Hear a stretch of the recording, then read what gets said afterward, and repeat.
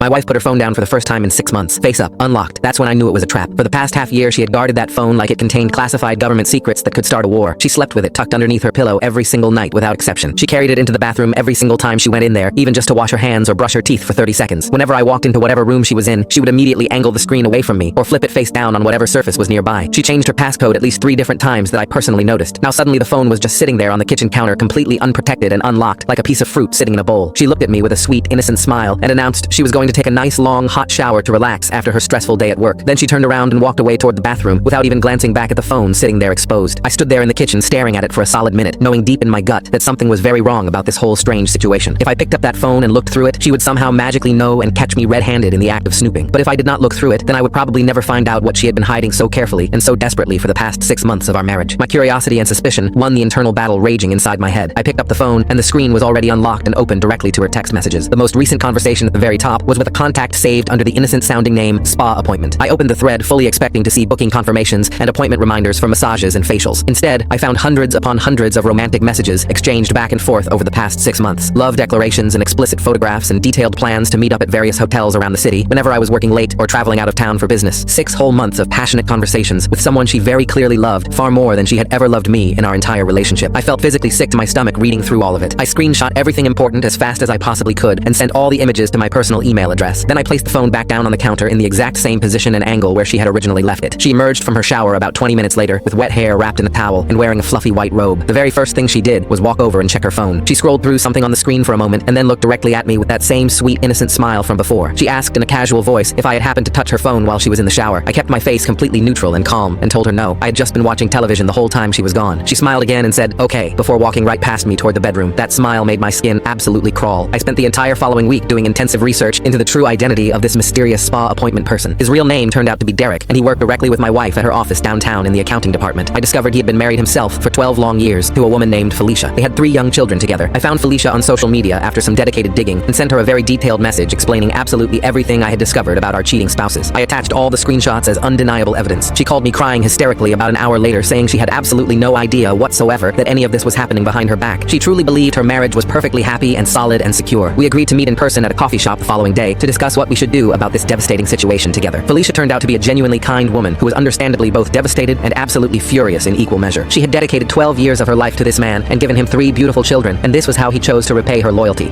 Click the link on the homepage to watch the full follow-up for free.